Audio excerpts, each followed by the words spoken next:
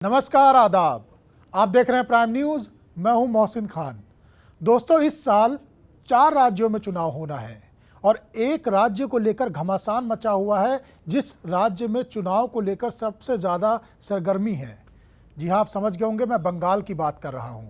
Bharatiya Janata party ने एड़ी चोटी का जोर लगाया हुआ है और उधर टीएमसी में भगदड़ मची हुई है। आज हमारे साथ बातचीत करने के लिए मौजूद हैं भारतीय जनता पार्टी के बंगाल के अध्यक्ष सांसद दिलीप घोष जी। दिलीप जी, बहुत स्वागत है आपका प्राइम न्यूज़ पर। धन्यवाद। आप ऐसे राज्य के भारतीय जनता पार्टी के अध्यक्ष हैं जिस राज्य को लेकर पूरे देश में चर्चा है, बात हो रही है कि जो चुनाव आने वाला है विधानसभा का बंगाल के अंदर, उसमें क्या होगा। भारतीय जनता पार्टी ने एड़ी चोटी का जोर लगाया हुआ है, टीएमसी में भगदड़ मची हुई है। इसे आप कैसे देखते हैं? देखिए, बंगाल हमेशा विशेष रहा है। वहाँ की संस्कृति रही है, वहाँ की राजनीति भी रही है, सोच विचार, वहाँ की शिक्षा, देश दुनिया में नेतृत्व करने वाले बहुत सारे महापुरुष वहाँ से निकले, नया विचार देने वाले हैं। ऐसे कवि निकले वहाँ की, देश के गान और राष्ट्रगीत लिखने वाले वहाँ के कवि हुए। ऐसे कवि हुए कि जिनका लिखा हुआ गीत 3 देश में राष्ट्रगान है, रविन्द्रनाथ ठाकुर जी का। और संकट काल में हमेशा बंगाल सामने आकर नेतृत्व किया है। आज भी हर दृष्टि से, एक समय इकोनॉमी में भारत का आज़ादी के बाद 24% वहाँ से रेवेन्यू आता था। दुर्भाग्य से आज वो 7% तक पहुँच गया। इस प्रकार से एक से एक महापुरुष, कलाकार, संगीतकार, फिल्म स्टार, खिलाड़ी, जो भी अब देखें हर दृष्टि से, और समाज सुधारक, दुनिया में डंका बजाने वाले स्वामी विवेकानंद, राम मोहन राय जैसे महापुरुष हैं, नेताजी सुभाष। तो हमेशा बंगाल का जो महत्व रहा है, आज दुर्भाग्य से वो जगह खो चुका है बंगाल, और धीरे धीरे और पीछे जा रहे हैं। हम बंगाल के होने के कारण हमारे लिए चिंता की बात है, हम अपना भूमिका निभाना चाहते हैं, लेकिन राजनीति का शिकार होते हुए बंगाल को आज इस स्थिति में आना पड़ा। कम्युनिस्टों का राज रहा, हमारी संस्कृति को उन्होंने बिगाड़ा, हमारी राजनीति को बिगाड़ा। राजनीति में हिंसा का आज जो आप देख रहे हैं बोलबाला, उन्हीं का देन है। और आज जो सरकार वहाँ है, उनके द्वारा भ्रष्टाचार का बोलबाला हो गया है, जो हमारे बंगाली संस्कृति के खिलाफ है सारी चीज़ें। इसलिए लोग वहाँ से निजात पाना चाहते हैं, और एक ही विकल्प बचा हुआ है, भारतीय जनता पार्टी। सारे पार्टियों को देख लिया लोगों ने, परिवर्तन आना है और ज़रूर परिवर्तन होगा। दूसरा बात है, बंगाल ऐसा स्टेट है जो सीमावर्ती प्रदेश है। बांग्लादेश के साथ ही हमारा लगभग 1922 किलोमीटर, 2219 किलोमीटर सीमा है, और दुर्भाग्य से लगभग 1000 किलोमीटर अभी भी जहाँ कोई बारबेड वायर लगाने बेड़ा नहीं है, खुला हुआ है। और उसके कारण बांग्लादेश से जो और हमारे एंटी नेशनल एक्टिविटी बढ़ करके इस देश की कानून व्यवस्था, अर्थनीति को प्रभावित करने वाले शक्तियाँ आके यहाँ समाज में हुड़दंग मचा रखे हैं और पूरा देश में फैले हुए हैं, और पूरा देश के लिए खतरा है बंगाल असुरक्षित है तो बंगाल देश असुरक्षित है। आप एक बड़ी बात कह रहे हैं प्राइम न्यूज़ के मंच पर। आप ये कह रहे हैं कि बंगाल आज असुरक्षित है। बंगाल खाली नहीं, बंगाल के साथ साथ देश भी असुरक्षित हो रही है। पूरा देश में कहीं बम बंदूक की आवाज़ नहीं, बिल्कुल बंगाल की वजह से देश, बिल्कुल पूरा देश में बम बंदूक की आवाज़ नहीं है। कश्मीर तक शांत हो गया, चुनाव हो गया। बंगाल में 1.5 साल से कॉरपोरेशन चुनाव नहीं होता है, और जितने टेररिस्ट बंगाल में पकड़े जा रहे हैं पूरा देश में कहीं नहीं है। हर जिला में बम विस्फोट हो रही है, बंदूक की कारखाना मिल रहा है, और बंगाल की राजनीति देखिए लहूलुहान है एकदम। इसकी परिवर्तन होनी चाहिए, और ये हमारी बंगाल और देश के लिए भी ये ठीक नहीं है। राजनीति के परिवर्तन होना चाहिए, और आपने ये कहा देश और बंगाल के लिए सही नहीं है, और ये वाकई में एक बड़ा सवाल है, क्योंकि जैसे जैसे बंगाल का चुनाव नज़दीक आ रहा है, पूरे देश की नज़रें बंगाल पर लगी हुई हैं, और देश जानना चाहता है कि असल में वहाँ हो क्या रहा है, क्योंकि आरोप प्रत्यारोप हो रहा है। टीएमसी आपके ऊपर आरोप लगाती है, आप टीएमसी के ऊपर आरोप लगा रहे हैं। हालात यहाँ तक हो गए कि भारतीय जनता पार्टी के राष्ट्रीय अध्यक्ष अमित शाह के काफिले पर हमला हुआ, उसमें भी बात यही निकल कर आई। आपने कहा टीएमसी ने हमला करवाया है, टीएमसी वाले कह रहे हैं कि भारतीय जनता पार्टी ने खुद अपने ऊपर हमला करवाया है। सच्चाई क्या है? नहीं, ये कोई छुपा के हुआ ऐसा नहीं है। उनके लोग रास्ता में मंच लगा के भाषण दे रहे थे, झंडा लेकर, एक हाथ में काला झंडा, एक हाथ टीएमसी का झंडा लेकर नारा लगा रहे थे गोबैक, और ईंटा पत्थर मार रहे थे। सारे हम कैमरे के सामने, दुनिया देखा है, उसमें छुपाने का कुछ नहीं। हम क्या बोलेंगे, कैमरा बोल रहा है। और ये ऐसा नहीं है पहली बार हो रही है। आज हमारे राष्ट्रीय नेता के ऊपर अटैक हुआ तो ज़्यादा प्रचार है, मेरे ऊपर ऐसे 6 बार अटैक हुआ है। गाड़ी को पूरा तोड़ दिए, ग्लास तोड़ दिए। अभी हाल ही में वीडियो में, कई सालों से, 3-4 साल से घटना हो रही है। दार्जिलिंग में मेरे ऊपर जानलेवा हमला हो, वो वीडियो अभी भी चलता है। तो लगातार हो रही है। हम लोग इसका खिलाफ लड़ करके आगे बढ़े हैं। आज भाजपा वहाँ एक शक्ति के रूप में उभरा है, 18 सीट जीता है। लोगों को लग रहा है भाजपा जीत जाएगा, तभी चर्चा हो रही है। कांग्रेस से सीपीएम से टीएमसी आई है, ये चल रही थी और बंगाल पीछे जा रहा था। आप बंगाल के लोग परिवर्तन चाह रहे हैं भाजपा के माध्यम से। इसमें दिलीप जी कोई संदेह नहीं है कि इस वक्त जो हालात नज़र वहाँ पर आ रहे हैं उसमें ऐसा लगता है कि चुनाव सिर्फ टीएमसी और भारतीय जनता पार्टी के बीच में है और कांग्रेस और लेफ्ट कहीं पीछे छूट गए हैं। लेकिन जब भारतीय जनता पार्टी और टीएमसी की बात आती है तो ये भी हालात नज़र आ रहे हैं। अब से 10 साल पहले जिस तरह से हमने देखा था कि लेफ्ट को छोड़कर तमाम नेता टीएमसी में शामिल हो रहे थे, और अब उसके उलट एक नज़ारा वहाँ पर नज़र आ रहा है कि टीएमसी से नेताओं का मोह भंग हो गया है और टीएमसी छोड़कर वो लोग भारतीय जनता पार्टी में शामिल हो रहे हैं। इसे कैसे देखते हैं आप? बंगाल की राजनीति में कोई खास बात नहीं है, आम बात है। सीपीएम जब चैलेंज किया कांग्रेस को तो बराबर वोटिंग होता था, 42%, 43% ऐसा। लेकिन लोगों को जब लगा कि 20-30 साल चलने के बाद कि कांग्रेस के द्वारा सीपीएम को और चैलेंज करना, बदलना संभव नहीं है, तो वहाँ से एक फाड़ निकल कर ममता बनर्जी नया टीएमसी बनाई है, तृणमूल कांग्रेस। वो कांग्रेस का ही बाई प्रोडक्ट है। फिर अब टीएमसी का लड़ाई तो सीपीएम को हराया। अब टीएमसी जब ताकतवर होकर अब ये जो शासन चल रहा है, लोग उससे खुश नहीं है। इतनी हत्या, हमारे 135 कार्यकर्ताओं की हत्या हुई है, हजारों लोगों की हत्या हुई है, हिंसा और भ्रष्टाचार सर्वोपरि है, शिक्षा और उद्योग धंधा चौपट हो गया है। और फिर एक बार परिवर्तन का वहाँ बहुत बना है वातावरण, तो उससे भाजपा को लोगों ने विकल्प के रूप में और चुना है। और पूरा देश भर में मोदी जी के नेतृत्व में हमारी सरकार जो काम कर रही है, जो उपलब्धि आई है, लोगों की जो कल्पना उसको साकार कर रही है, तो लोगों को लग रहा है बंगाल को उस विकास यात्रा में जोड़ना चाहिए। और तब जब हम परिवर्तन की लड़ाई कर रहे हैं, आंदोलन कर, तब ये हिंसा हो रही है, तब ये आपका समाचार बन रहा है। लेकिन वास्तव है कि बंगाल के लोग फिर एक बार परिवर्तन चाह रहे हैं। बंगाल के लोग परिवर्तन चाह रहे हैं, लेकिन इसी को बेस लगाकर, इसी को बेस बनाकर वहाँ की मुख्यमंत्री और टीएमसी प्रमुख ममता बनर्जी आपसे सवाल ये कर रही हैं कि अगर आप नया बंगाल बनाने जा रहे हैं और जनता वहाँ का परिवर्तन चाहती है, तो आप उनकी पार्टी में तोड़फोड़ क्यों कर रहे हैं? उनका खुला आरोप है कि भारतीय जनता पार्टी टीएमसी में तोड़फोड़ कर रही है, उनके नेताओं को चुरा रही है और अपने नेता बना रही है। आप अपने नेता क्यों नहीं बना पा रहे, नए नेता क्यों नहीं सामने आ रहे? ये उनका आरोप है। मैं तो उल्टा पूछता हूँ कि एक पार्टी को लोगों ने पूर्ण बहुमत दिया है, 294 में से 211 सीट उनको मिला है। बाद में उन्होंने 10 सीट तोड़ के लाए कांग्रेस सीपीएम को, हमने नहीं तोड़ा था। हमारे 3 एमएलए था उस समय, 2 एमपी था, कौन हमारे साथ आएगा मार खाने के लिए? लेकिन उन्होंने शुरू किया। ऐसा है एमएलए जो गया, मैं उनको पूछा कि भाई आपकी परंपरा रही कांग्रेस की, आप कैसे चले गए टीएमसी में?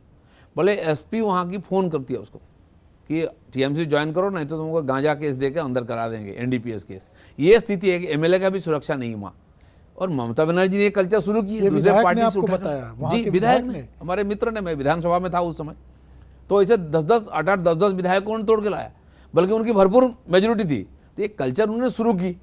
आज वहाँ से फिर लोगों को लग रहा है ये ठीक नहीं है जगह, ना इससे बंगाल का कुछ लाभ होगा, तो वो पार्टी छोड़कर वो आ रहे हैं। उनको खुद को झांकना चाहिए अपने गिराबान में कि वो पार्टी बहुमत में रहते हुए भी क्यों आ रहे हैं। और आज आपको दिख रहा है 2 साल के बाद, पिछले चुनाव के पहले, लोकसभा चुनाव के पहले 3 सिटिंग एमपी हमारी पार्टी में आए, उनके पार्टी से। एक राज्यसभा का मुकुल बाबू और 2 लोकसभा का अनुपम और सौमित्र। तब तो हमारे 2 ही एमपी थे और 3 एमएलए थे। उस पार्टी में क्यों आए? और आज तो पूरा होड़ लगा हुआ है कौन पहले आएगा। अभी तो लगभग 20 एमएलए आ चुके हैं और भी आने वाले, बड़ी बड़ी लिस्ट आ रही है। हालात ये हो गए हैं कि रोज इंतजार किया जाता है कि शायद आज कौन सा विधायक ये ऐलान कर दे कि उसने टीएमसी छोड़ दिया और भारतीय जनता पार्टी ज्वाइन कर ली है। बिल्कुल इस तरह सही के हालात, और इसीलिए वो बार बार आरोप लगा रहे हैं। बिल्कुल सही है। जिन लोगों ने खून पसीना से आपका पार्टी को सींचा, पार्टी खड़ा किया, अपना जवानी का 10-10, 20-20 साल उन्होंने बिताया, 25 साल आपके यहाँ बिताया। अभी जिनकी चर्चा हो रही हो तो नौजवान लोग थे जब पार्टी शुरू हुआ। आज 50 साल उम्र हो गया, 25 साल तो उसी पार्टी में दिया, पार्टी सत्ता में आई। लाभ किसको मिला है? कुछ खास लोगों को मिला है। आज उनको लगा कि गलत हो गया है, वो बदलना चाह रहे हैं, खुद को और समाज को बदलना चाह रहे हैं। हम सहारा दे रहे हैं। भाजपा एक विकल्प के रूप में सामने खड़ा हुआ है। जिनको लग रहा है कि बंगाल की परिवर्तन अधूरा है और पूरा करना है, तो भाजपा ही एकमात्र माध्यम है, तो हमारे साथ आ रहे हैं। लोकतंत्र में कोई किसी पार्टी में जा सकता है। एक और वो महत्वपूर्ण सवाल करती हैं और बार बार मन से ये कर रही हैं कि भारतीय जनता पार्टी अपना मुख्यमंत्री का चेहरा नहीं बता रही। नहीं भैया, देखिए, जिसके पास एक ही चेहरा रहता है ना, वो सब जगह उसी को दिखा के घूमते हैं। हमारे पास तो चेहरा ही चेहरा है। अब बोलिए झारखंड में कौन सा चेहरा हमारा घोषणा था? आज योगी जी धड़ाल्ले से काम कर रहे हैं, उनका नाम कौन घोषणा किया था? महाराष्ट्र में कौन रहा? हमारी पार्टी की कल्चर रही है, हम कलेक्टिव लीडरशिप में विश्वास करते हैं। उन ऐसे पार्टी में ना तो संविधान है, ना तो लोकतंत्र है, कुछ नहीं है। एक परिवार है और उनका प्रॉपर्टी है, वो पार्टी नहीं है। भारतीय जनता पार्टी अपने संविधान पर कायम है और राजनीति करता है देश के संविधान के आधार पर। और हर 3 साल में हमारी चुनाव होती है, पूछिए उनका चुनाव। जिस पार्टी में लोकतंत्र नहीं, वो देश को क्या लोकतंत्र देंगे? एक बहुत बड़ा धड़ा आज बंगाल में ऐसा मौजूद है जो आपको अगले मुख्यमंत्री के तौर पर देख रहा है। तो क्या ये मैं कह सकता हूं कि मैं बंगाल के अगले मुख्यमंत्री से बात कर रहा हूं, जब भारतीय जनता पार्टी के मुख्यमंत्री का चेहरा दिलीप घोष हो सकते हैं? नहीं, देखिए, इसमें तो बोलने का अधिकार ही मेरा नहीं है। हमारी संविधान, हमारी व्यवस्था ऐसी है। वो पार्टी के बड़े नेता है, हमारी संसदीय दल है, वो तय करते हैं, कैंडिडेट तय करते हैं, नेता तय करते हैं। बाकी जो जीत के आएंगे, पार्टी बहुमत में आएगी तो अपना नेता तय करेंगे। ऐसा ही चलता है हमारे, उसमें कोई विवाद नहीं और पार्टी चलती है। लेकिन पार्टी की एक व्यवस्था है, सबको उसी के अंदर चलना। लेकिन हो सकता है ऐसा भी, राजनीति में कुछ भी हो सकता है, कुछ भी नहीं हो सकता है। दिलीप घोष की इच्छा क्या है, वो क्या चाहते हैं? मैं तो कभी सोचा ही नहीं कि राजनीति में आना है मुझे। मैं तो आरएसएस का कार्यकर्ता था, प्रचारक था। मैंने वन जंगल में काम किया, सुंदरबन में काम किया, अंडमान निकोबार में 8.5 साल काम किया। समाज के पिछड़े लोगों के अंदर रहकर चुपचाप काम करने की हमारी पद्धति है, पर्दे के पीछे से करना। अब धक्का मार के मुझे पर्दे के सामने कर दिया लेकिन गया। एक बात तो सच्चाई है ना कि 2-3 सीटों से जब आप अध्यक्ष बने हैं और आज के हालात में जब हम बात कर रहे हैं, जब भारतीय जनता पार्टी और टीएमसी की टक्कर नजर आ रही है, बाकी सारी पार्टियां कहीं पीछे छूट गई हैं, इसका एक बड़ी जिम्मेदारी तो आपके कंधों पर थी, जिसे आपने बखूबी निभाया। नहीं, बिल्कुल सही है कि मैं प्रेसिडेंट होने के कारण मुझे लगा कि मुझे सामने आना चाहिए, कार्यकर्ताओं को मनोबल बढ़ाना चाहिए, उनके पीठ में हाथ रख के आगे बढ़ना चाहिए। लोगों ने, हमारे कार्यकर्ताओं ने मुझे स्वीकार किया और आगे बढ़ते गए, लोग आते गए, समाज भी स्वीकार करने लगा है। तो स्वाभाविक है, किसी को तो सामने आना पड़ेगा। और बंगाल का परिवर्तन भाजपा के हाथ से ही होगा, ये लोगों की विश्वास इसमें बढ़ रहा है। व्यवस्था की बात आपने करी, तो व्यवस्था में एक और हम बात जानना चाहेंगे, अगर आप बता सकें, क्योंकि रणनीति जो बनती है वो ज़मीन से जो रिपोर्ट्स आती हैं, खबरें आती हैं, जो ज़मीन की हकीकत को वहाँ पहचानता है, उसके आधार पर बनाई जाती है। तो अब जो बंगाल में रणनीति बन रही है, वो आप अमित शाह साहब को बताते हैं इस तरीके से हमें कार्य करना चाहिए, या वहाँ से रणनीति के लिए बताया जाता है? किस तरीके से रणनीति अब आप बना रहे हैं आगे के लिए? नहीं, दोनों होता है। हमारे अमित शाह जी ऐसे हैं, जहाँ हाथ लगा देते हैं सोना हो जाता है। तो पार्टी को दूर दूर गांव तो ले जाने वाले, हर दूर प्रदेश तक ले जाने वाला, और जहाँ कभी पार्टी का नमो निशान था नहीं था, आज वहाँ पार्टी का सरकार है। ये उन्हीं का चमत्कार है। और वो व्यक्ति ऐसे हैं कि उनको देखते ही लोगों में जोश आ जाता है, लाखों लोग कूद जाते हैं। ये लीडरशिप होती है, उनकी विशेषता है। और सौभाग्य है हमारी कि ऐसे नेता के नेतृत्व में हम काम कर रहे हैं, मोदी जी, अमित भाई जैसा। लेकिन उनको देखते हुए ऐसे कितने नेता बन गए हैं काम करते करते। पार्टी ने एक व्यवस्था खड़ा किया है, एक कार्यपद्धति विकास किया है, उसके आधार पर चलते हैं, एक रणनीति तैयार किया है, उसके आधार पर जीतते हैं हम। लेकिन हर जगह का एक विशेषता होता है, राजनीति की विशेषता, सामाजिक व्यवस्था होती है, उसको सोच करके देख करके रणनीति बनाया जाता है। उसमें हम लोग जो स्थिति में काम करते हैं, हम काम करते हैं, प्रयोग करते हैं, चर्चा करते हैं, फिर जो उस निष्कर्ष निकलता है उस पर निर्णय लिया जाता है। उसी प्रकार से होता है, बैठक के पास बैठक होता है। कल मेरे यहाँ बैठक था, लंबा रात तक चला है। हमारे प्रदेश के नेता थे, यहाँ के जो ऑब्जर्वर थे, चर्चा हुई, आगे के कार्यक्रम का योजना बना, वहाँ भी लंबा बैठक होता है। तो पार्टी एक सिस्टम में काम करती है। ये बात सही है कि हर जगह एक जैसा परिस्थिति नहीं है। उसको समझने के लिए पूरा सालों साल हमारे कार्यकर्ता पड़े रहते हैं। कैलाश विजयवर्गीय हैं, शिव प्रकाश जी हैं, मेनन जी हैं, अभी अमित मालवीय आदि और भी कई वरिष्ठ कार्यकर्ता गए हैं। तो ये 5-5, 6-6 साल से ये लोग काम कर रहे हैं, वो बंगाल को समझने का प्रयास कर रहे हैं, और सब मिलजुल कर हम आगे बढ़ रहे हैं।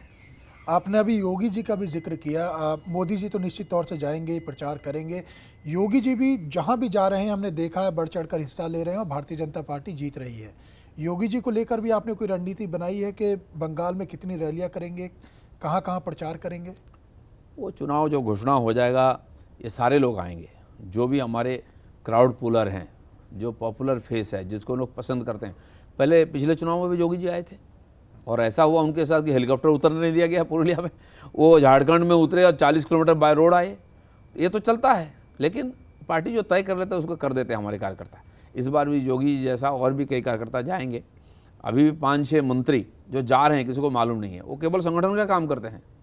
कभी प्रदेश के महामंत्री थे, प्रदेश के अध्यक्ष थे, उनको मालूम है कैसे ज़मीन पर काम करना है, और चुपचाप जाते हैं, संगठन का काम करके आ जाते हैं।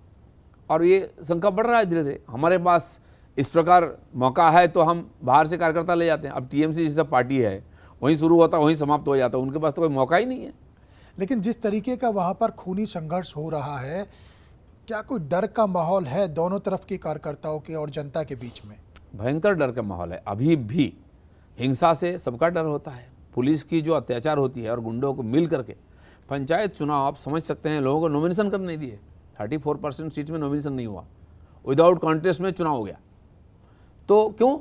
जहाँ नॉमिनेशन होता है 7 दिन तो उस वीडियो ऑफिस को घिर कर रखा गया, इधर गुंडे खड़े हैं, इधर पुलिस खड़े हैं, दोनों के हाथ में हथियार है, और बीच में जब हम जाते हैं करने के लिए मार पीट, हाथ पांव तोड़ना, महिलाओं को भी सर मैंने बाल पटक पटक के मारा जा रहा है, वो टीवी में भी दिखाया गया।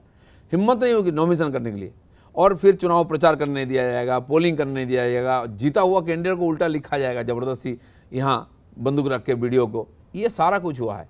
तो लोगों के मन में जो रोष था ना, वो पार्लियामेंट के समय उभर के आया, जबकि सेंट्रल फोर्स गई वहाँ। इस बार के भी चुनाव में लोग चाहते हैं पूरा परिवर्तन, तो इसलिए लोग चाह रहे हैं कि अब जाएंगे तो पहले पूछेंगे क्या हम वोट डाल पाएंगे। ये डर की वातावरण है, उनको लगता है कि हमको वोट देना नहीं दिया जाएगा। आपने दिलीप जी बताया कि वहाँ पर डर का माहौल है। ममता बनर्जी एक बड़ा आरोप लगा रही हैं कि भारतीय जनता पार्टी हिंदू मुस्लिम कराने की कोशिश वहाँ पर कर रहा है ताकि वहाँ तनाव हो सके। ना तो बंगाल में, ना तो देश में, किसी और प्रदेश में कभी हमको इस सब की ज़रूरत नहीं पड़ी। मोदी जी ने स्लोगन दिया है सबका साथ सबका विकास, और स्लोगन नहीं है, आज जो काम मोदी जी ने करके दिखाया है, हर घर में गैस पहुंचाना, जनधन अकाउंट में सबका खाता खोलना, हर घर में शौचालय, हर घर में आवास योजना का घर, और वृद्ध भाता, चाहे विकलांग भाता, विद्यार्थियों की भाता, ये इसमें कोई जात धर्म नहीं देखते हैं।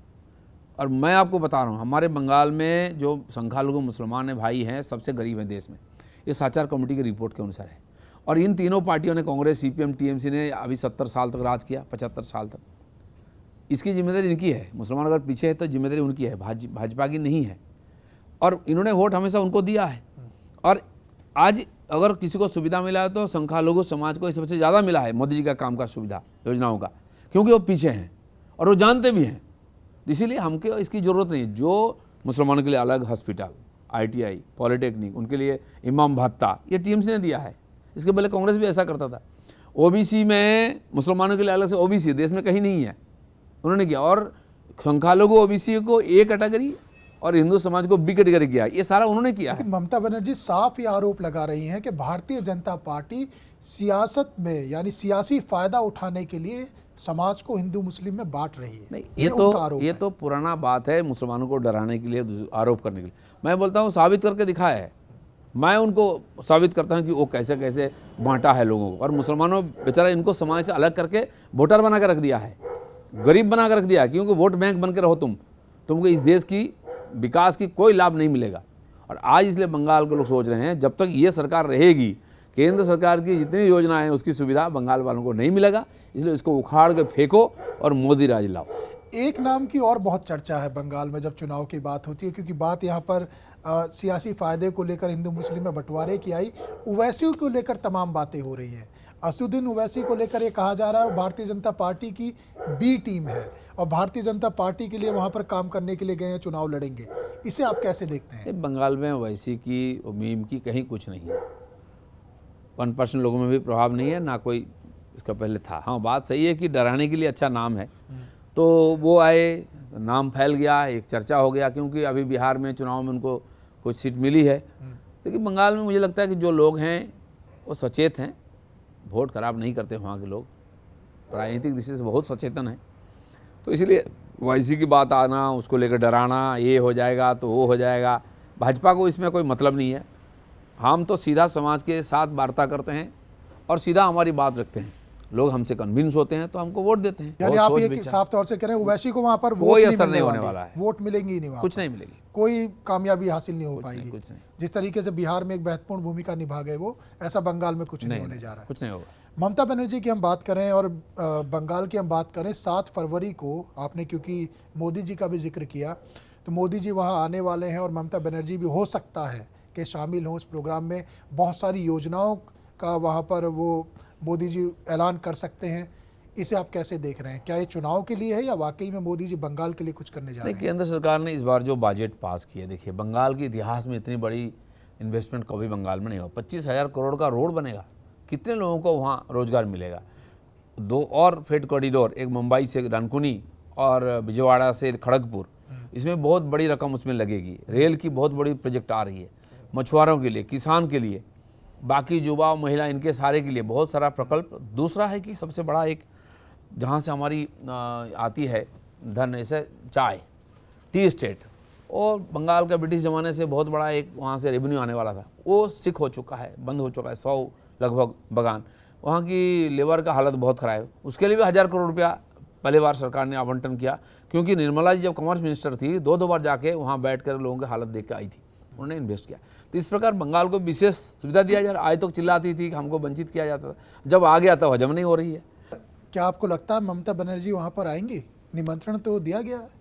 अब आना चाहिए, वो तो देखिए। और अगर आएंगे तो आने के बाद नाराज़ तो नहीं हो जाएंगी? क्योंकि हमने ये देखा 23 जनवरी को जब पराक्रम दिवस था और विक्टोरिया मेमोरियल में एक प्रोग्राम हुआ, वहाँ पर ममता बनर्जी आई और वहाँ पर जय श्री राम के जब नारे लगने शुरू हुए तो वो नाराज़ हो गई और मंच से काफ़ी कुछ कहा और बीच में चली गई। बंगाल में ये परंपरा रही है, जो मना करते हैं लोग वही करता है।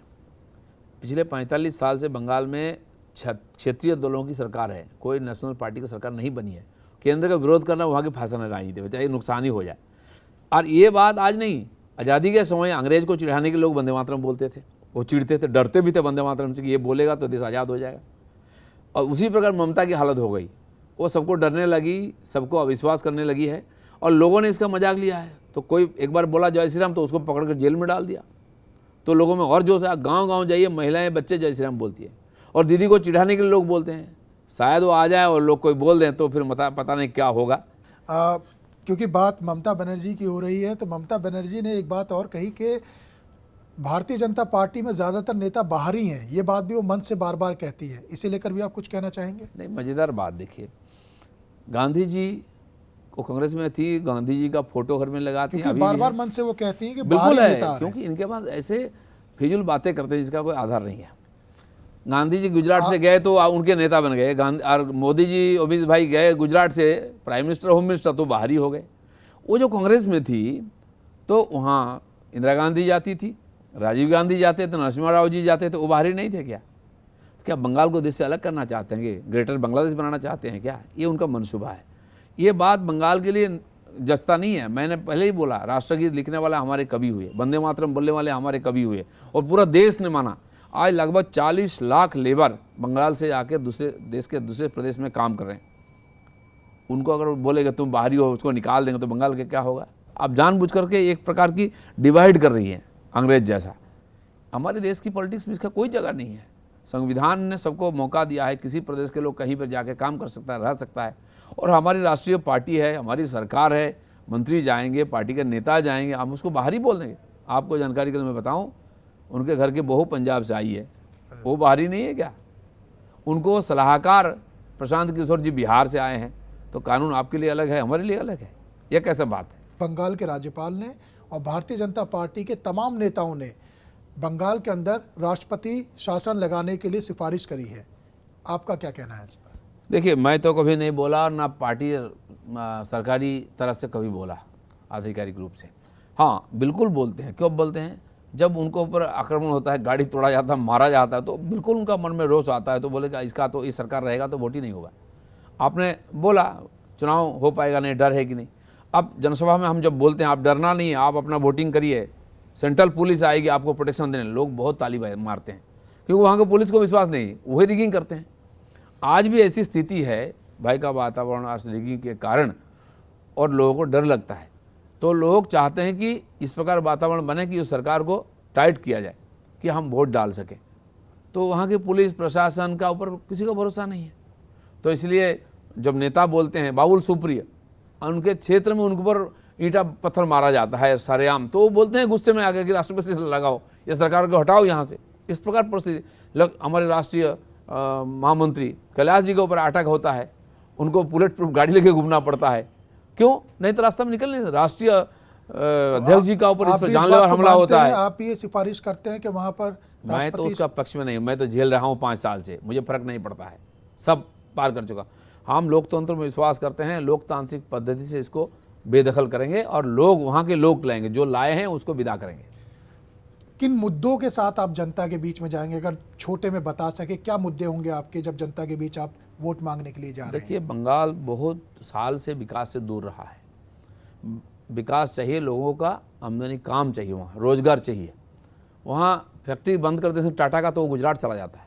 हमारे नौजवान काम करने के लिए गुजरात जाते हैं, हरियाणा जाते हैं, महाराष्ट्र, कर्नाटक जाते हैं। एक समय मालूम है आपको, सारा देश के लोग नौकरी चाकरी व्यवसाय के लिए बंगाल जाते थे। एक समय बंगाल से इंजीनियर, डॉक्टर, IAS, IPS, सेना के अधिकारी, राष्ट्रपति वहाँ दिया, कलाकार दिए देश को। आज हम लेबर भेज रहे हैं। ये क्या दुर्दशा है। इसलिए वहाँ की सार्विक परिवर्तन होनी चाहिए। कानून व्यवस्था टूट चुकी है, लोकतंत्र है ही नहीं। ये सारा प्रतिष्ठा करना चाहिए। बंगाल की जो गरिमा है उसको पुनः प्रतिष्ठित करने के लिए सारी चीज़ों की ज़रूरत है।